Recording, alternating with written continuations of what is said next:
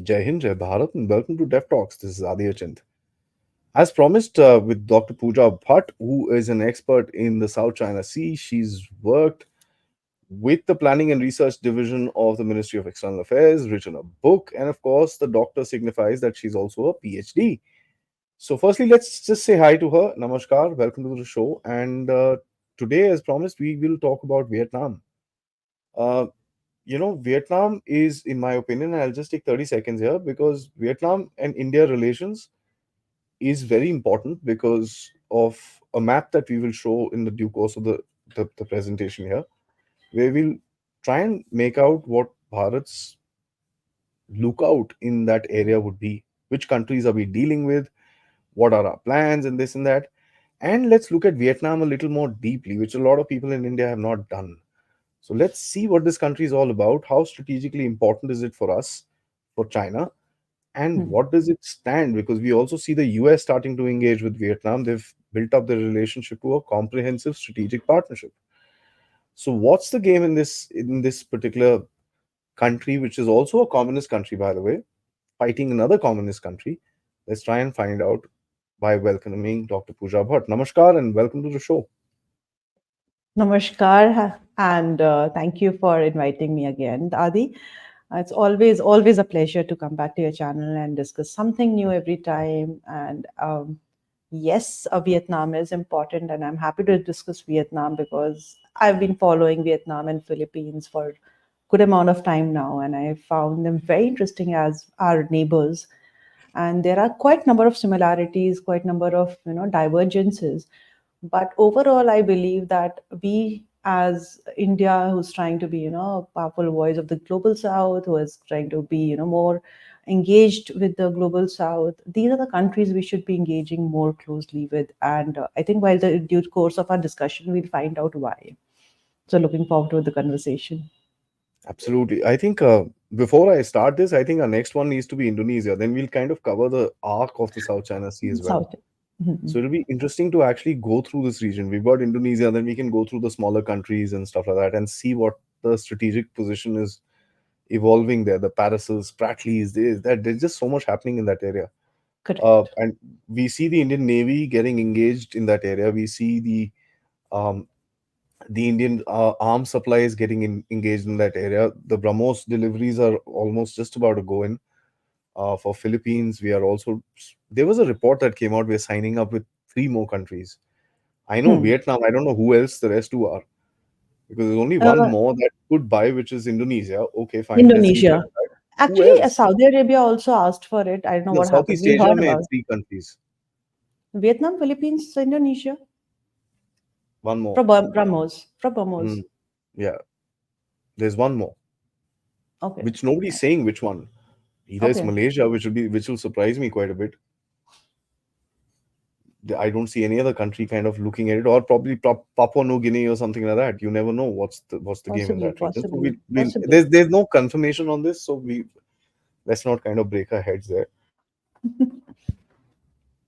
So let's open out with Vietnam because Vietnam is a communist country. They fought a war with China in '79. Uh, they've been indebted to China quite a bit, as a matter of fact, post that because of a lot of the production that happens in Vietnam, a lot of low grade technologies. Chinese outsource their production to Vietnam as well. So Yeah. there's a lot of that which is happening. What do you look at Vietnam as a Vietnam's strategic outlook towards one, the South China Sea, and two, of course, us here in India. Okay.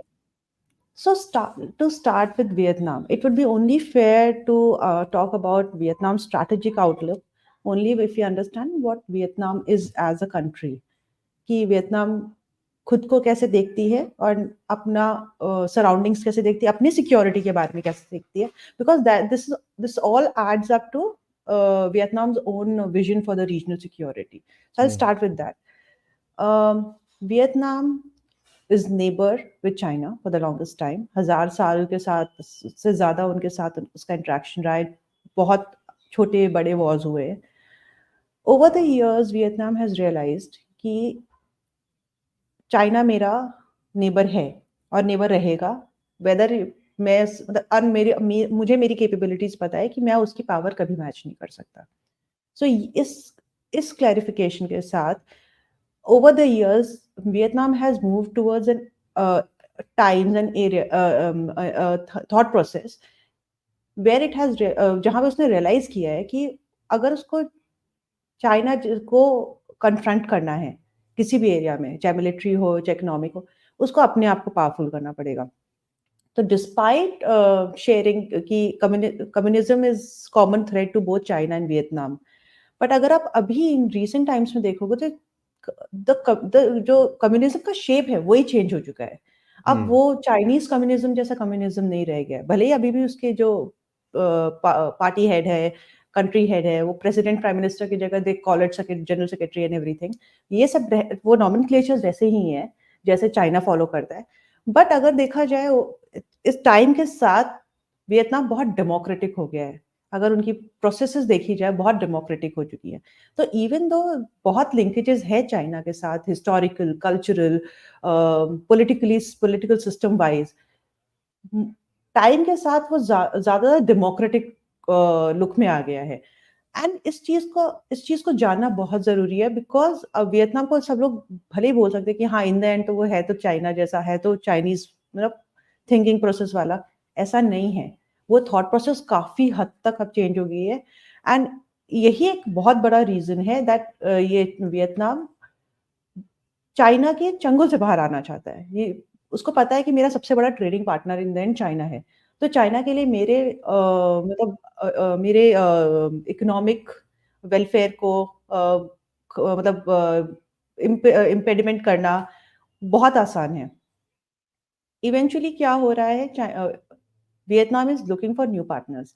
Vietnam का US and China के अलावा अब India, Russia, European countries, even south American countries, बहुत नए नए partnership हो गए last कुछ 2 साल में। आपने तब देखो तो वियतनाम का क्यूबा के साथ भी मतलब ट्रेड रिलेशंस स्टैब्लिश हो चुके हैं। सो एक कंट्री जिसको रियलाइज हो गया है कि अगर मुझे यहाँ सर्वाइव करना है तो मुझे अपने पार्टनर्स डाइवर्सिफाई करने पड़ेंगे, तभी मैं यूएस और चाइना के चंगुल से बाहर आ सकता हूँ। यूएस के साथ भी उसके बहुत अच्छे रिलेशंस हैं जो डेवलप कर रहा है, चाइना के साथ भी वो रिलेशंस मेंटेन कर रहा है। बट उसको ये रियलाइज हो चुका है मुझे दोनों के साथ बाहर, दोनों के बाइनरी इक्वेशन से बाहर आना है, कि सिर्फ दो ही कंट्रीज में मुझे डिपेंड नहीं करना, मुझे और कंट्रीज के साथ मतलब अपने रिलेशंस बनाने हैं। वो एंड ये आई थिंक रियलाइजेशन बहुत इंपॉर्टेंट है। जस्ट लाइक इंडिया अपनी सोवरेनिटी, अपनी और स्ट्रैटेजिक ऑटोनॉमी जैसे इंडिया के लिए इंपॉर्टेंट है, बिल्कुल वैसे ही वियतनाम भी अपनी स्ट्रैटेजिक ऑटोनॉमी देखता है। आई थिंक ये अंडरस्टैंडिंग बहुत इंपॉर्टेंट है वियतनाम के व्यू पॉइंट से।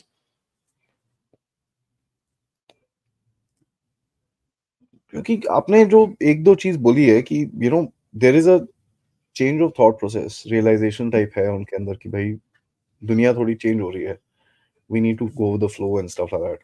एंड दूसरी तरफ चाइना से कोऑर्डिनेट कोऑपरेट भी करते हैं वो। अभी शी जिनपिंग साहब की विजिट हुई थी, एंड शी जिनपिंग जिस तरह के लीडर अभी बन के आ रहे हैं, it's not that he goes to every country, और वो he is become very shy of travelling. Russia ये वो तो ठीक है, he'll go easily, but Vietnam गए थे। What was the purpose of visit to Vietnam? और ये चीज आई थी जो बाइडेन के विजिट के बाद, और जो बाइडेन साहब गए थे यहाँ से G20 खत्म करके, he went there, hmm and then hmm post that Xi Jinping वहां पर गए। तो कहीं ना हम्म कहीं एक चीज दिखती है कि there is a little bit of a tug of war happening there. And Vietnam के स्टेटमेंट्स आने शुरू हो गए हैं about South China Sea, which was not there before, पहले नहीं आते थे। स्पेशली फिलीपींस के इशू के अंदर एक आधा स्टेटमेंट आया कि calm down, let's not escalate this, ये वो करके। So how do you see this equation, Vietnam trying to balance itself between the US and China? जैसे अभी यू जस्ट राइटली मेंशन, जैसे ही जो बाइडेन ने वियतनाम में अपना इंटरेस्ट दिखाया, साउथ एशिया में एक्चुअली, साउथ ईस्ट एशिया में US का इम्पैक्ट धीरे धीरे बहुत कम हो चुका है। सो जैसे ही जो बाइडेन आए और उन्होंने वियतनाम में स्पेशल स्टॉपेज रखा, एंड वो मिले भी वहाँ की लीडरशिप से। आई थिंक कहीं ना कहीं चाइनीज लीडरशिप में ये समझ मतलब एक रियलाइजेशन ये हुई कि they can't loose Vietnam in the end. Old political relations are very important, the political system. I think that importance plus Vietnam is the neighbor, China का नेबर भी है, एंड ट्रेड रिलेशंस बहुत अच्छे हैं। और मोर इम्पोर्टेंटली वियतनाम एक बहुत अच्छी मार्केट की तरफ से भी इमर्ज हो रहा है, so it's a growing biggest growing market in Asia and I think fastest growing market in Asia. जब कोविड में सारे मार्केट्स डाउन थे, I think the positive side में ओनली वियतनामीज मार्केट था, दैट वियतनामीज मार्केट का वो importance है। तो इन सब फैक्टर्स को लेते हुए चाइना एंड शी जिनपिंग वो वियतनाम इग्नोर नहीं कर सकते। उनको वियतनाम का उसका बैकयार्ड है बेसिकली, टेरिटोरियल बैकयार्ड, और टेरिटोरियल बैकयार्ड वो अपना किसी को जाने नहीं दे सकते। जैसे साउथ चाइना सी चाइना के लिए मैरीटाइम बैकयार्ड है, वैसे वियतनाम उसका territorial one of the territorial backyards है। आई थिंक दैट वो जो रियलाइजेशन है कि वियतनाम का पॉलिटिकल जो कनेक्शन है हम लोग छोड़ नहीं सकते हैं, that should not go away from us. इस वजह से चाइना का बहुत अभी भी, even though they keep on having this Vietnam China you know rivalry in terms of maritime disputes, अभी भी चाइना हर बार कोशिश करता है वियतनाम को अपीज करने की। दूसरी रही बात वियतनाम का साउथ चाइना सी पे जो रीसेंट स्टेटमेंट है, पिछले कुछ सालों में फिलीपींस ने जितना मतलब आवाज उठाई है साउथ चाइना के सी के हिसाब से, जितने केसेस किए हैं, केस विन भी किया है, पीसीए वर्डिक्ट हुआ है, वियतनाम ने भी उतना ही किया है। बस ये है कि वियतनाम की जो डिप्लोमेसी का तरीका रहा है वो अलग रहा है। वियतनाम ने भी पिछले कई सालों में दे हर साल उनके यहाँ एक कॉन्फ्रेंस होता है, साउथ चाइना सी कॉन्फ्रेंस, उसमें एक साल मैं भी गई थी। एंड उसका पर्पस ही उस कॉन्फ्रेंस साउथ चाइना सी कॉन्फ्रेंस का वही है कि वियतनाम की तरफ अपना जो सपोर्ट है, वर्ल्ड सपोर्ट है, वो गेन किया जाए। तो वियतनाम का कॉज ऑफ कंसर्न जो है वर्ल्ड के सामने आए, उस मकसद से उसमें चाइनीज स्कॉलर्स भी आते हैं, ऐसा नहीं है कि चाइनीज स्कॉलर्स भी नहीं आते। तो वियतनाम ने जो डिप्लोमेसी की है वो एग्रेसिव नहीं की है, जैसे फिलीपींस ने एग्रेसिव की है, वियतनाम ने उतनी एग्रेसिव नहीं की है। बट अगर डिप्लोमेटिकली देखा जाए, पॉलिटिकली देखा जाए, तो वियतनाम की जो डिप्लोमेसी रही है फॉर साउथ चाइना सी, वो भी उतनी ही एग्रेसिव, वैसे उतनी ही इफेक्टिव रही है जितनी फिलीपींस की रही है। एंड वो इंटरेस्टिंग है when even when they follow दो डिफरेंट तरह से वो लोग डिप्लोमेसी करते हैं। हाँ। वियतनाम तो हम्म। ज्यादा कोऑर्डिनेट करता है, कोऑपरेट हम्म। करता है चाइना के साथ फिर भी। हम्म। अब बट कहीं ना कहीं चाइना वियतनाम के बीच में एक इनेट टेंशन हमेशा रहती है, which is the border tension. इनकी आर्मीज कभी कभार तो खड़े हो जाते हैं बंदूक लेके एक दूसरे के पीछे। आई थिंक 2022 बिगिनिंग में एक इंसिडेंट हुए थे, beginnings middle of the year, I am not sure, but एक इंसिडेंट हुआ था वहां पर। There was a minor sort of a stand off, जैसे भारत के साथ उस टाइम पे चल रहा था। But there are also those Vietnam China war की एक मेमोरियल टाइप है, जहां पर वो उस टाइम के लोग आते हैं, they meet each other and they try be friends and all that. वो उनके बॉर्डर लाइन पे होता है ये। This is a small village, I forget the name. वहां पर ये बड़ी एक्टिविटी होती है इसके बारे में, so they try and build those bridges between the two countries as well. China Chinese tourist को काफी इंकरेज किया जाता है कि वियतनाम में जाके रहो and this and that. Food is similar and cultures are little similar and stuff like that. तो ये एक चीज है। But the Vietnamese unlike any other country, and ये मेरा वियतनाम के कैरेक्टर के ऊपर आखिरी सवाल होगा, after that I want to go to the geopolitic of it. Hmm. Unlike many other countries in the region, जैसे आप देखें लाओस, कंबोडिया, वो तो लिटरली अब you can call them specially Lao, तो you can call it a extension of China literally. Cambodia वहां पर base बना रहे हैं, Ream base, this that all that is there. Hmm. But Vietnam ने अपनी जगह एक रखी है। How is it been able to do that for this long? Hmm. First of all coming to China Vietnam का जो बॉर्डर डिस्प्यूट्स है, ये बहुत इंटरेस्टिंग है कि वियतनाम ही एक ऐसी कंट्री है जिसने चाइना को नाको चने चबाए हैं। इतने सालों तक वॉर की है उसके साथ कि वियतनाम से अच्छा चाइनीज स्ट्रैटेजीज को कोई नहीं जानता। वियतनामीज ये मतलब डंके की चोट पे बोलते हैं कि अगर चाइना किसी से डरता है इन टर्म्स ऑफ लड़ाई लड़ाई के मामले में, because Vietnamese have perfected this art of गुरिया वॉरफेयर, एंड उस वजह से चाइनीज में एक डर है। बट इवन व्हेन जब भी उनके बीच में ये बॉर्डर डिस्प्यूट्स होते हैं, और हर साल स्कर्मिशेस होते रहते हैं बिकॉज बॉर्डर टाउन दोनों के बीच में है काफी सारे, अब कई सालों से दोनों कंट्रीज ने एक जॉइंट कोलैबोरेटिव मैकेनिज्म शुरू किया है, जिसमें दोनों साइड के जो आर्मीज हैं, they will jointly petrol the border line. तो वो एक एक मैकेनिज्म है डी एस्केलेट करने का, सो दैट बॉर्डर इश्यूज उनका हमेशा एस्केलेट ना हो। तो उन्होंने जॉइंट वो किया है, और हर साल दोनों दोनों कंट्री साथ में ये एक्सरसाइजेस करती है, which is similarly maritime domain में भी उन्होंने किया है। जो उनका बाइबू बे है, वहां पे वो लोग साथ में क्या बोलते हैं, ये सेम मैकेनिज्म करते हैं। तो दोनों कंट्रीज ट्राई बहुत करते हैं अपने आप, मतलब ताकि इश्यूज एस्केलेट ना हो, बिकॉज चाइनीज प्रेजेंस कंटिन्यूसली रहती है वहां पे, एंड कोई भी छोटा से छोटा इश्यूज भी फ्लेयर अप हो सकता है। तो ये joint mechanism is a very good way. Coming to how ये चाइना कैसे मेंटेन करता है दोनों कंट्रीज के बीच में, बहुत इंटरेस्टिंग है। बिकॉज एक आपने का चाइना की पॉलिसी सुनी होगी, चाइना ने एक पॉलिसी मेंटेन की है, four noes policy. Four noes policy में की कि कोई फॉरेन बेस नहीं बनेगा चाइना की लैंड पे, चाइना किसी सॉरी वियतनाम के बेस लैंड पे, वियतनाम किसी कंट्री की साइड नहीं लेगा, वियतनाम का कोई मिलिट्री अलायंस नहीं होगा, वो कोई मिलिट्री अलायंस नहीं बनाएगा, और फोर्थ है कि वियतनाम किसी के अगेंस्ट यूज ऑफ फोर्स नहीं करेगा या किसी को थ्रेटिंग नहीं करेगा। ये पॉलिसी रखने से वियतनाम को ये फायदा हुआ है कि वो ना वो चाइनीज का जो चाइना और यूएस का जो राइवलरी है वो बहुत अच्छे से मेंटेन कर पाया है। बिकॉज नाउ चाइना को ये पता है कि वियतनाम कुछ भी हो अपना बेस, यूएस बेस नहीं बनवाएगा, जैसे फिलीपींस के साथ हुआ है। चाइना में बेस नहीं बनेगा, चाइना साइड नहीं लेगा मेरे, सॉरी वियतनाम साइड नहीं लेगा मेरे अगेंस्ट। तो इन सब ये जो फोर नोज की पॉलिसी है ना, वो कहीं ना कहीं चाइना को अपीज भी करती है। सो जो जो चाइना को डर फिलीपींस से है कि किसी भी दिन जो यूएस बेसिस है फिलीपींस में, they can work against me, ये डर वियतनाम से नहीं है चाइना को। आई थिंक ये बहुत अच्छी स्ट्रैटेजिक पॉलिसी है।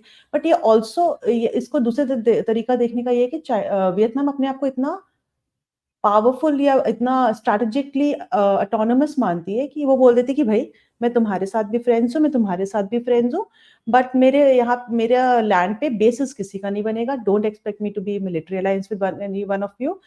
ये कंडीशंस मेरी तीन चार हैं, I will remain friends with you. I think it's a very good way of establishing yourself as a strategically autonomous country and manage your rivalries basically. Interesting. अभी जो साउथ चाइना सी में we all know Chinese have kind of tried to overextend themselves वहां पर थोड़ा सा, ये हमारा है, वो मेरा है, ये मेरा है, वो मेरा है, and all that. And Vietnam के केस में the Chinese have, I mean जो उनकी क्लेम लाइन जाती है, it goes really close to the Vietnam main coast. It's not दूसरी कंट्रीज की तो फिर भी थोड़ी दूर दूर है। This is, I mean, really close, I think about 150 miles और समथिंग। तो उनके ईजेड पे भी इम्पैक्ट है, उनके इसमें इम्पैक्ट है, वो which is fair enough, you can understand that. But मेरे को ये बताइए, वियतनाम का जो एक स्ट्रेटेजिक आउटलुक होगा वो towards South China Sea, is it an outlook of यार let's kind of manage this, झगड़े ना करो, ये वो एंड ऑल दैट? बिकॉज आपने एक आज आपने एक ट्वीट डाला है अपने ट्विटर पे कि Vietnam and Philippines have come into an agreement to kind of handle their interpersonal border disputes आराम से, यार हम बात बूत करके समझा लेंगे, let's not fight over it. तो ये I want to kind of try and make sense of this entire thing. And before that I'd also like to show the audience this particular map. आप ये चीज देखिए, if you look eight Vietnam, yellow के अंदर marked है वो, and you see the red, dot line which is coming across, although this is not the 9 dot line. 9 dot line is nine, 9 dashes, nine dash. dash line. It's 9 dashes. यहाँ पर वो थोड़ा सा दिखाया हुआ है आपको ना, you can see what I'm talking about. It's so close to the Vietnamese uh, coastline itself. It's quite a task, and this is not just one part of the coastline. This is the entire coastline that they're, right there in front. Pretty much सारा कुछ। और यहाँ पर झगड़े होते हैं, Pooja ji correct me if I am wrong, it's about fishing. काफी ज्यादा प्रॉब्लम्स होती हैं फिशिंग के बारे में। तो जरा please help us explain their outlook and जो इन्होंने फिलीपींस के साथ रिसेंटली एग्रीमेंट करा है। ओके दैट्स बहुत सारी चीजें एक में। बट आई एक एक करके मैं कोशिश करती हूँ। पहली बात तो जब हम 9 डैशेज़ जो कि अभी 10 डैशेज़ हो गए लास्ट अगस्त में, उसका जो ओरिजिन है वो ही बहुत ज़्यादा संदेहजनक है। उसका कोई हिस्टोरिकल ओरिजिन नहीं है, ज्योग्राफिकल ओरिजिन नहीं है। जनरली क्या होता है मैप्स में हम ज्योग्राफी देखते हैं या कोई किसी टाइप की हिस्टोरिकल प्रेजेंस देखते हैं, उस वजह से हम बॉर्डर अपने बनाते हैं, यू नो डिमार्केशन करते हैं। साउथ चाइना सी एक ऐसा रीजन है जहाँ जिसका कोई लॉजिक नहीं है कि वो डैशेस क्यों आए हैं। आज तक उसका कोई लॉजिक नहीं है।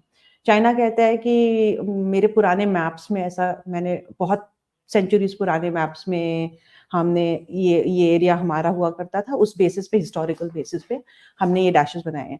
जब ये केस 2013 में परमानेंट कोर्ट ऑफ आर्बिट्रेशन में गया फिलीपींस के अगेंस्ट, तो 2016 के जो केस जो आउटकम आया वो ये आया कि इसका कोई हिस्टोरिकल बेसिस है नहीं। चाइना कुछ ऐसा प्रोड्यूस कर ही नहीं पाया कि इसका कोई हिस्टोरिकल बैकग्राउंड है। अब डैशेस तो इंटरनेशनल कम्युनिटी मानती नहीं है। बट क्या किया है लास्ट अगस्त में चाइना ने एक और डैश बढ़ा दिया है towards Taiwan, towards your right most जो आप मैप देख रहे हो, ताइवान के पास एक डैश और बढ़ा दिया है टू जस्ट शो कि यू नो ताइवान तक का लैंड मेरा है, क्योंकि ताइवान के साथ इसका ऑलरेडी डिस्प्यूट चल रहा है। तो अब प्रॉब्लम ये है कि अगर आर्बिट्रेरी है, तो अगर हम कहते हैं कुछ डैशेस लैंड के पास में है, कुछ दूर है, अगर आप मैप को ध्यान से देखेंगे जितने भी एरिया में लैंड एरिया जहाँ पे लैंड एरिया है, वहाँ पे ये डैशेस पर्टिकुलरली पास है। ये again this is a second very doubtful thing कि लैंड वाले एरियाज में ज़्यादा पास क्यों है, मैरीटाइम एरिया में फिर भी उतना ज़्यादा मतलब किसी बहुत ज़्यादा दूर है आइलैंड वगैरह से। इसका सीधा रीज़न ये है कि कहीं न कहीं आप उसमें लॉन्ग टर्म अपनी थिंकिंग में लैंड कॉन्क्वेस्ट को भी कंसिडर कर रहे हो कि वियतनाम का हो गया या फिलीपींस का हो गया, जो कि हम अब देख रहे हैं। सबसे ज़्यादा जो डिस्प्यूट्स हो रहे हैं टेरिटोरियल मैरीटाइम डिस्प्यूट्स हो रहे हैं, वो या तो वियतनाम के रीजन के पास हो रहा है, आइलैंड्स में हो रहे हैं या फिर फिलीपींस के पास में हो रहे हैं। अ, सबसे ज़्यादा प्रॉब्लम ये हो रही है क्योंकि ये जो डैशेज़ हैं, वो उनके ईज़ी से भी ज़्यादा क्रॉस कर जाते हैं। तो जो ईज़ी का मोस्ट ऑफ द जो पार्ट है इन कंट्रीज़ का एक्सक्लूसिव इकोनॉमिक ज़ोन जो होता है 200 नॉटिकल माइल का, वो उसमें से आधे से ज़्यादा तो 9 डैशेज़ में ही आ जाता है। तो ये कंट्रीज़ अपना क्या बोलते हैं इकोनॉमिक ज़ोन भी लूज़ करती है। ये एक पार्ट हुआ। सेकंड जब हम बात करते हैं इन कंट्रीज़ के आपस में भी अपार्ट फ्रॉम चाइना भी वियतनाम, फिलीपींस यू नो इनके आपस में भी मैरीटाइम डिस्प्यूट्स हैं, काफ़ी सारे मलेशिया के क्योंकि इन लोगों की एक्सक्लूसिव इकोनॉमिक ज़ोन्स कई बार क्रॉस करती हैं, कई बार इनके टेरिटोरियल यू नो इश्यूज़ हो जाते हैं उसकी वजह से। तो उन सबको अवॉइड करने के लिए अब धीरे-धीरे कंट्रीज़ क्या रियलाइज़ कर रही है कि अगर हम एक तरफ तो हमको चाइना को देखना है, एक तरफ हमें अपने भी मैरीटाइम टेरिटोरियल डिस्प्यूट्स देखने हैं, तो माइट एज़ वेल हम अपने मैरीटाइम डिस्प्यूट्स देखना शुरू करते हैं पहले, क्योंकि चाइना के साथ हम लोग बाद में सेटल करेंगे। उस ऑब्जेक्टिव के हिसाब से कई कंट्रीज़ ने आपस में बात करना शुरू कर दिया। मलेशिया ने कई कंट्रीज़ के साथ बात करना शुरू किया है आज की डेट में। इंडोनेशिया ने बात करना शुरू किया है कई कंट्रीज़ के साथ में। वियतनाम, फिलीपींस ने बात करनी शुरू की है। तो रिसेंटली जो अभी जो ट्वीट हुई है वो इसलिए हुई है क्योंकि आने वाले दिनों में अगले 1 हफ्ते में 10 दिन में वियतनाम की कोस्ट गार्ड और फिलीपींस के कोस्ट गार्ड उनका एक एमओयू साइन होने वाला है मेमोरेंडम ऑफ अंडरस्टैंडिंग कि अगर उनके बीच में कोई मैरीटाइम डिस्प्यूट होती है किसी तरीके के भी लेके, तो उसके वो एमिकेबली सॉल्व करेंगे, वो लोग उसपे फाइट नहीं करेंगे।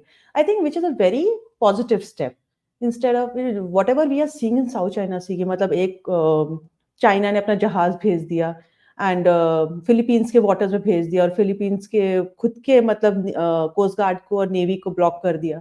इस टाइप के जो इंसिडेंसेस है एटलीस्ट बाकी कंट्रीज़ के बीच में नहीं होगी।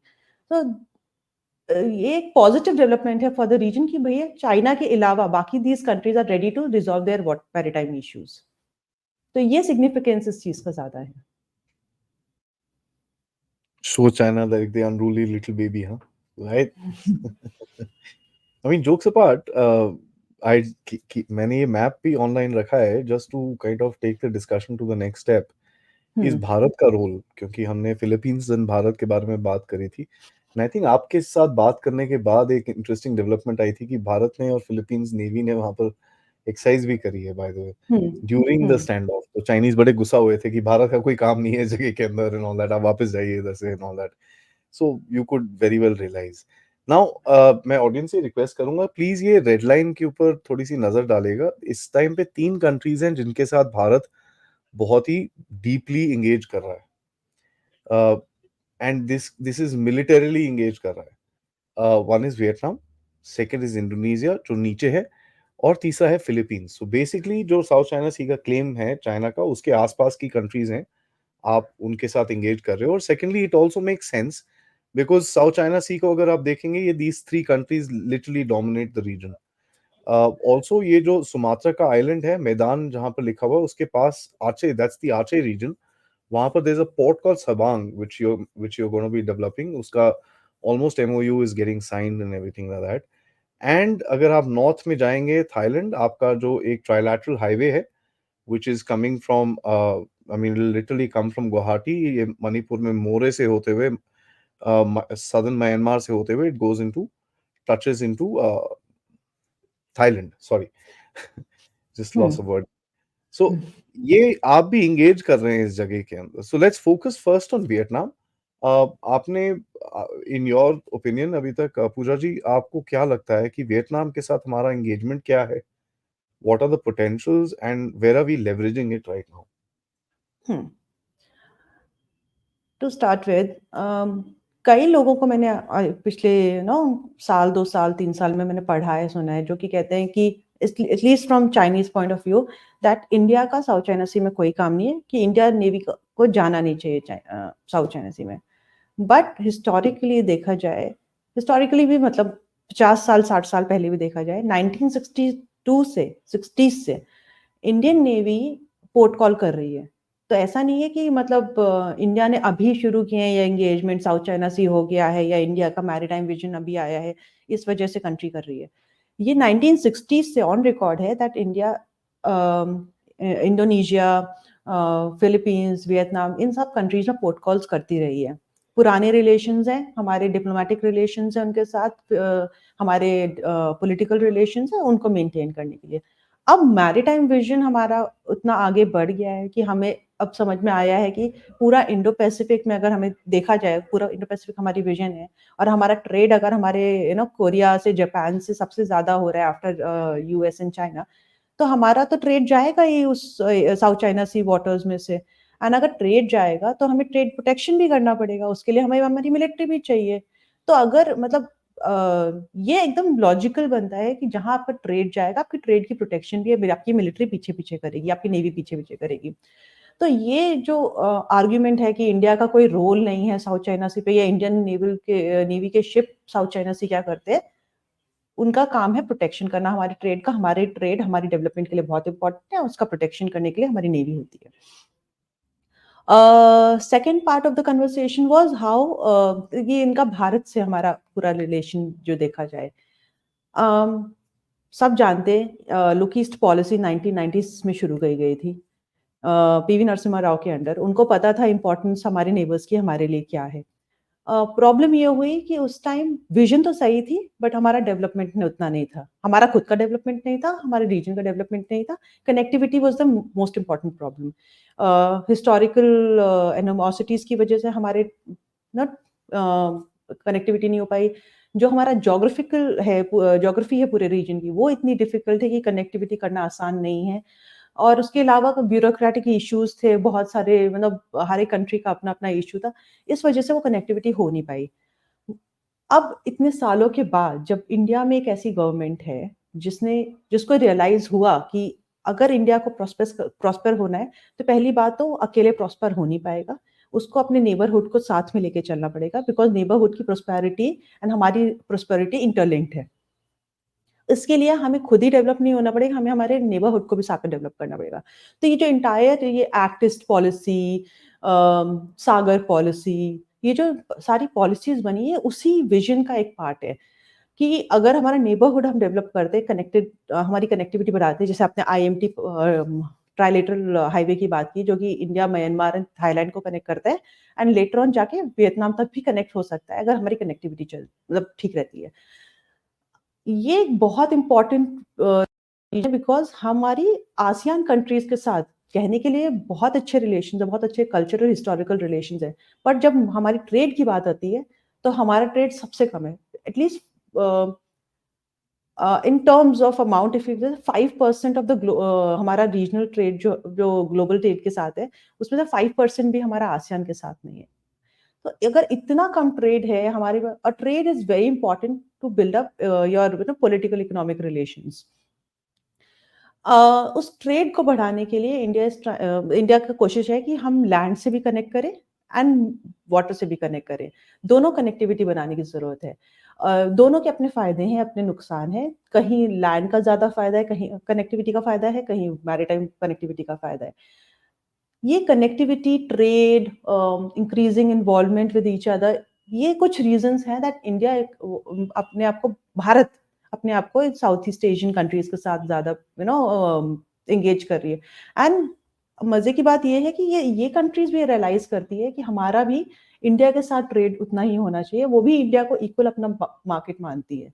तो ये एक रेसिप्रोकल विजन है between Philippines, Vietnam, India, Malaysia, all these countries, कि हम लोगों का आपस में ट्रेड जब बढ़ेगा हमारी इंटीग्रिटी तभी बढ़ेगी। इसीलिए इंडिया की नई जो पॉलिसीज भी आ रही है, इकोनॉमिक पॉलिसीज भी, उसमें भी जो इंट्रा रीजनल ट्रेड बैरियर्स होते हैं उनको कम किया जा रहा है, सो दैट हमारे आपस में ट्रेड बढ़े। सो ये सब हमें समझना पड़ेगा कि मतलब सिर्फ हम बहुत मिलिट्री डोमेन से अगर सोचते हैं तो ये आंसर्स नहीं मिलेंगे हमको। हमको ना बहुत जियो पॉलिटिकल, जियो इकोनॉमिक वे मल्टी में डोमेन। मल्टी डोमेन देखना पड़ेगा कि why India is interested in Vietnam और फिलीपींस। हमें सिर्फ लड़ाई नहीं लड़नी है चाइना से, या उनके साथ हमें वो शह मात वाला हिसाब नहीं करना है कि हम साउथ चाइना सी में रहना चाहते हैं। हमारे अपने भी एंगेजमेंट्स हैं, हमारी अपनी भी विजन, हमारे अपने भी इंटरेस्ट हैं, जिसकी वजह से हम इन कंट्रीज के साथ हमारे रिलेशन हम बनाना चाहते हैं। एंड वाइस वर्सा, वो भी हमारे साथ भी ऐसे ही रिलेशन बनाना चाहते हैं। नहीं, देयर इज ऑब्वियसली म्यूचुअल तो है उसके अंदर, there is no hmm, question about it. But I have two more questions with you, and the second last one would be on the military again. हम्म, हमारा एक expansion type plan है for our military supplies इस region के अंदर। हम लोग हम्म, we've been engaging with these countries. Philippines को हमने बेचे हैं।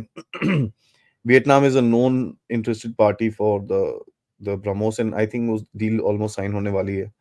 Um, हमारे भी मिनिस्टर्स एंड आर्मी के लोग, एयरफोर्स के लोग, people keep going there, navy के specially, they go there for hmm, quite a lot of coordination and this and that.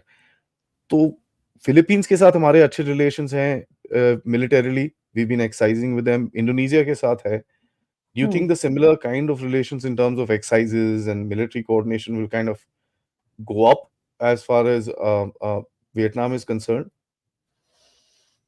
हम्म।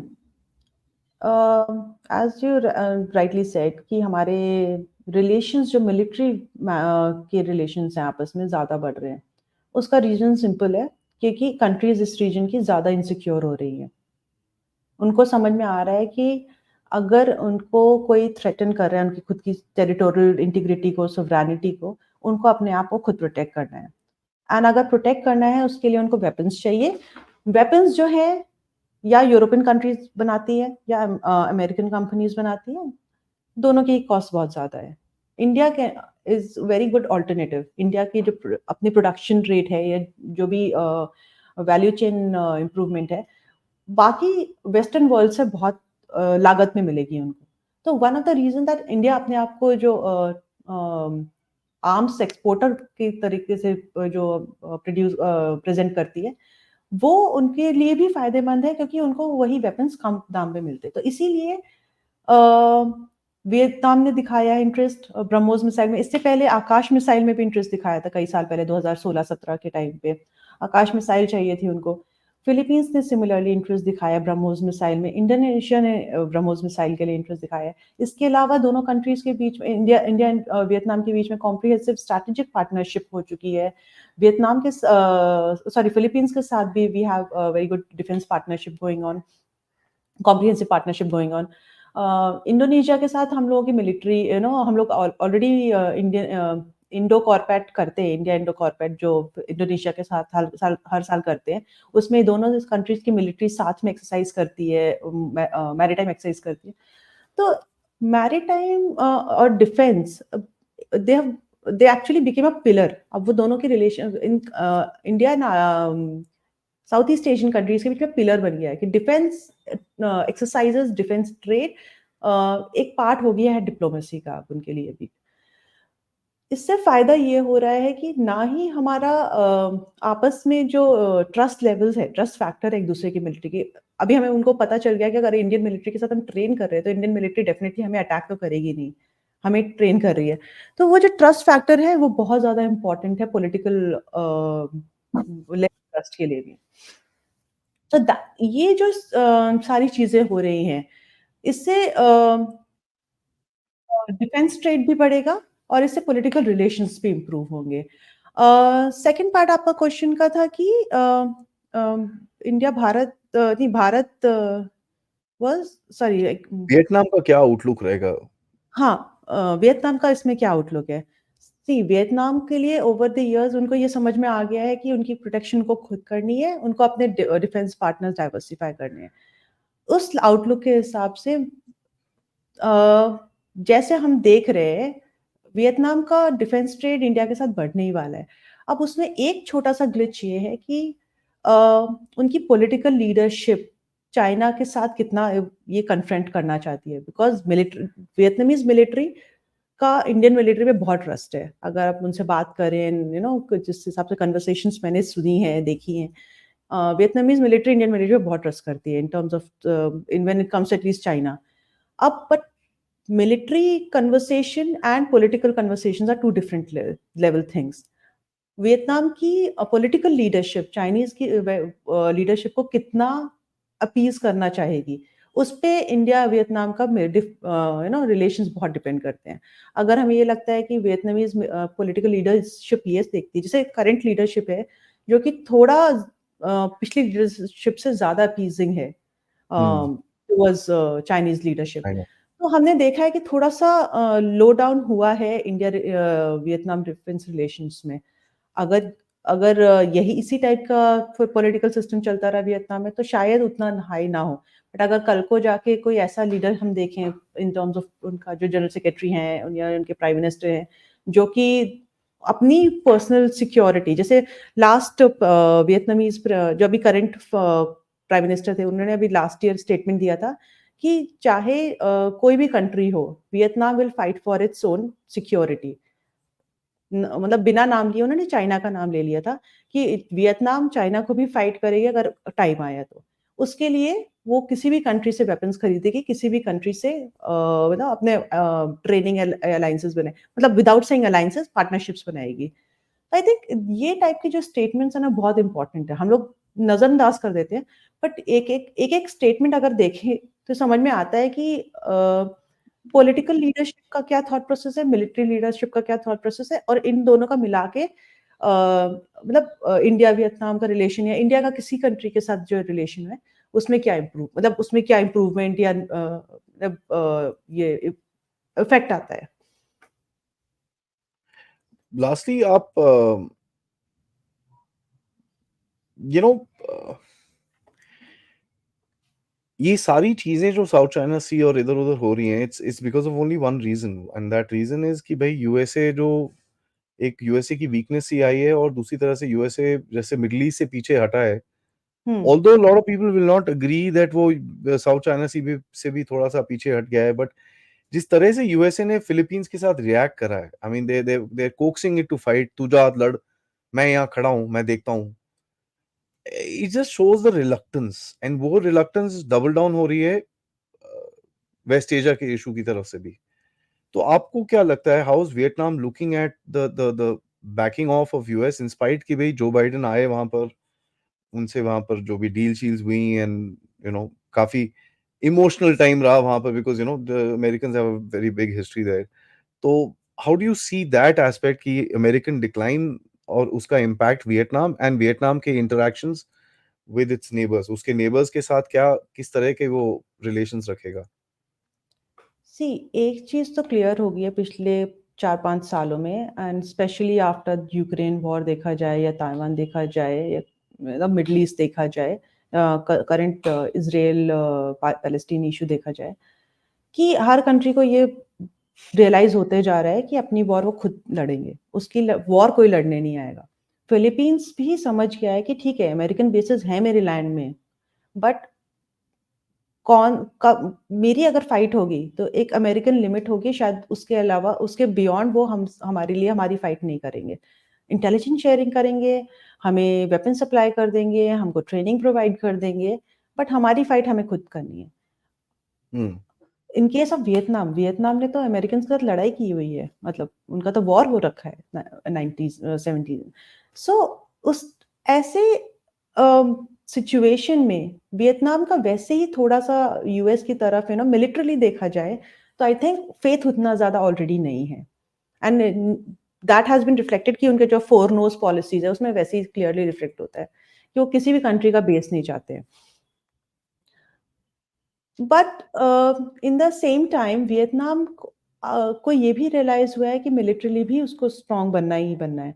तो वो चाहे वो कोई भी कंट्री आके हेल्प करे, चाहे रशिया आके हेल्प करे, चाहे यूएस आके हेल्प करे, चाहे इंडिया आके हेल्प करे, चाहे जर्मनी फ्रांस, जो कंट्री उनकी मिलिट्रली हेल्प कर सकते हैं वो उनसे हेल्प लेंगे। सो आई थिंक वियतनाम का अगर ओवरऑल स्ट्रैटेजी देखी जाए तो मुझे उसके लिए तीन मेन पिलर्स दिखते हैं। पहली बात तो इकोनॉमिक डेवलपमेंट होनी चाहिए, ठीक है, कि मतलब उनको समझ में आ गया अगर अगर मैं इकोनॉमिकली डेवलप्ड नहीं हूँ तो मेरी कोई भी वो स्टैंडिंग नहीं है, ठीक है। सेकंड रियलाइजेशन हुआ है कि मुझे मेरी सिक्योरिटी खुद देखनी है। उसके लिए चाहे मुझे मिलिट्री ट्रेनिंग करवानी पड़े फॉरेन कंट्रीज के साथ, कोई भी हो, चाहे इंक्लूडिंग इंडिया, जो मुझे ट्रेनिंग देगा, जो मुझे वेपन्स देगा, जो मुझे मेरे साथ जॉइंट एक्सरसाइजेस करेगा, मैं उसके साथ करूंगा। थर्ड वो जो आया है उनके अंदर, जो उनके उसमें फॉरेन पॉलिसी में दिखता है पिलर, कि वियतनाम एक इंटरनेशनल स्टैंडिंग चाहता है अपने लिए। They do not want to be a passive player anymore. They want to engage more and more with the international community. उसका recent example देती हूँ जो मुझे लगता है, जिसकी वजह से मैंने ये derive किया है कि इसके लिए ये पिलर बहुत इंपॉर्टेंट है। रिसेंट जो IPF जो इंडो पैसिफिक इकोनॉमिक फोरम जो फ्रेमवर्क जो आया है, उसमें वियतनाम ने बहुत मतलब मेहनत की है। Vietnam was one of the key players in developing that entire IPF framework. तो आई थिंक उनको ये भी, वियतनाम को ये भी रियलाइज हुआ है कि अगर मैं जितना एंगेज रहूंगा मल्टीलेटरल एंड रीजनल अरेंजमेंट्स में, उतना ही मेरा इंटरनेशनल स्टैंडिंग इंप्रूव होगा। I think these are the three very important thought processes जो वियतनाम लीडरशिप कंसिडर करती है जब वो मतलब किसी भी फॉरेन, अगर आप कोई भी ये अगर आप पिलर देखें और वियतनाम की कोई भी अभी करंट फॉरेन पॉलिसी को देखें, आपको समझ में आ जाएगा इसका रीजन क्या है। Security, development, more participation in international affairs. Hmm. I think ये जानना बहुत जरूरी। तो अगर एक बार एक कंट्री का एसेंस समझ जाएंगे कि उनका हिस्ट्री, प्रेजेंट और फ्यूचर पर्सपेक्टिव्स क्या है, उनकी अब सारी फॉरेन पॉलिसीज को का मतलब समझने लग जाएंगे। तो कल को अगर हम बोलेंगे भाई वियतनाम हमारे साथ साथ में होके चाइना से लड़ाई करेगा, शायद नहीं करेगा, बिकॉज वियतनाम शायद लड़ाई करना ही नहीं चाहता चाइना के साथ। वियतनाम डेवलपमेंट देखना चाहता है, वियतनाम अपनी सिक्योरिटी देखना चाहता है, वियतनाम अपनी मतलब सोशल स्टैंडिंग देखना चाहता है, वियतनाम शायद लड़ाई नहीं करना चाहता। तो जब ऑल दैट जो सुपरफिशियल हम लोग आर्ग्यूमेंट सुनते हैं ना, वो शायद कम हो जाएंगे अगर हम वियतनाम का व्यू पॉइंट देखेंगे तो। व्यू पॉइंट देखें, क्योंकि अमेरिका से तो सिर्फ रेटरिक सुनाई देता है आजकल हमको, एंड हम्म। चाइना से भी हम्म। वही चीज है, all you here is rhetoric. क्योंकि कहीं ना कहीं, और मैं ये काफी फर्म बिलीव करता हूँ कि कहीं ना कहीं ये जो रेटरिक है, all these countries going forward, I think ASEAN के साथ, आसियान के फ्रेमवर्क के अंदर, आई थिंक ये इसका रिजेक्शन आएगा अगले 1-2 साल के अंदर, वे पीपल आर सेइंग यार तुमको लड़ना है तुम लड़ो भाई, don't really drag us into it, we have nothing to do with all this stuff. Hmm. And mister China, you can walk off from South China Sea, because यहाँ पर आपको पंगे होंगे otherwise, and that to come to that point, I think they'll need to militarize a little more, which is what they're trying to do with countries apart from America. Hmm. I think ASEAN के साथ जो है ना बहुत weird relationship है। ASEAN हमको south east Asian countries को ASEAN की जरूरत भी है, और वही आसियान उसकी उनकी विजन के लिए हिंड्रेंस भी है। जी आसियान अगर देखा जाए, आसियान बहुत पावरफुल है अगर साथ में खड़ा हो जाए और साउथ चाइना सी का इशू ले चाइना के अगेंस्ट। कोड ऑफ कंडक्ट की जब हम बात करते हैं, अगर सारे कंट्री साथ में आके बोले कि हाँ चाइना जो कर रहा है गलत है एंड चाइना को नहीं करना चाहिए, उनको नेगोशिएट मतलब उस तरीके से साथ में होकर करना चाहिए, इम्पैक्ट ही अलग आएगा। पर अभी क्या हो रहा जी है, कोड ऑफ कंडक्ट को 11 कंट्रियां, अभी 10 की जगह 11 हो गए टिमोर लेस्टे मिला के, 11 कंट्रियां अपने कंट्रीज अपने अलग अलग हिसाब से नेगोशिएट करने की कोशिश करते हैं। जिस साल जिसकी लीडरशिप होती है, चेयरमैनशिप होती है आसियान लीडर की, उस साल वो वो अपने अपना तरीके लग रहा से है। तो किसी है। जगह फिलीपींस और वियतनाम जिस साल लीडर होते हैं, उस साल साउथ चाइना सी का आसियान स्टेटमेंट में लंबा पैराग्राफ आएगा, स्ट्रॉन्ग पैराग्राफ आएगा। जिस साल मतलब लाओस, कंबोडिया, ब्रुनेई टाइप के कंट्रीज होंगे, बिकॉज उनके लिए इतना मतलब इशू नहीं है साउथ चाइना सी का डिस्प्यूट लेके, तो उस साल साउथ चाइना सी पे आप 2 लाइनें देखेंगे। तो पूरा एसेंस ही खराब हो जाता है। तो आइडियली देखा जाए तो आसियान साथ में हो तो चाइना को बहुत अच्छे से फेस कर सकता है, but that is entire problem. हम आसियन सेंट्रलिटी हर बार बोलते हैं, सुनते हैं, बट वही सेंट्रलिटी साथ में खड़ी नहीं होती है जब चाइना के अगेंस्ट खड़ा होना होता है।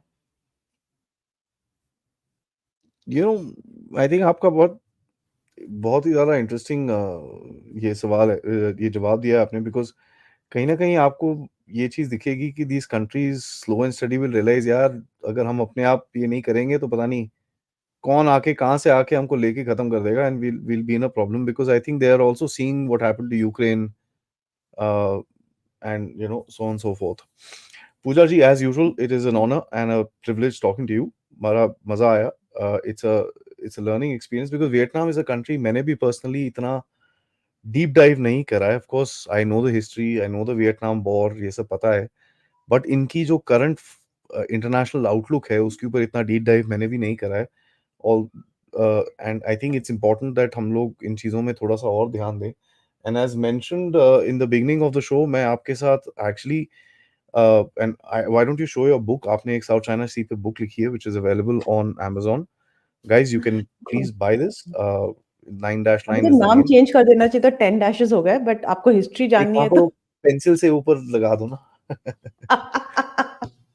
10 dash line हो गया है अभी, but she's written a interesting book. Also, we need to look at this part of the world very carefully, क्योंकि कई लोग बोलते हैं कि अगला जो यूक्रेन से इसराइल आ गया, अभी इसराइल से हूती पे आ गया, अगला इधर ही जाएगा. So a lot of people are saying that the transposition of the war from Ukraine to Israel, Israel to Houthi area, and Houthis to now it will go to South China Sea. Uh, God alone knows, but in any case, we need to understand and recognize this place a little better. On that note, thank you so much and Jai Hind. Yeah, I just said thank you so much and Jai Hind. Thank you. I think done recording ना।